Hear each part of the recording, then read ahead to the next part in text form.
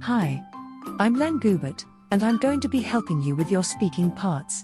As you know, in the speaking part 3, you will have to interact with another candidate. Until now, on our platform you were supposed to discuss the ideas on your own. However, that has changed and I'm gonna be helping you. Let me show you how we will do it. As you know, if you go to your study plan, you will find the suggestions we give you based on the areas you need to improve. However, if you want to try this new feature, you can find the activities in the Aula Virtual. Just click there and go to the speaking part. Once you are in, search for the part 3 task. There you will find 2 tasks for the same part. One is for you to start, and in the other one, I start. Let's try the one I start. You'll see that you will have 4 audios. First, read the instructions and look at the prompts.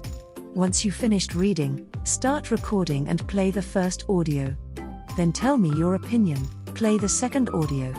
And repeat the sequence until you finish with your conclusion. I'm looking forward to listening to your ideas. Hear you soon. Bye.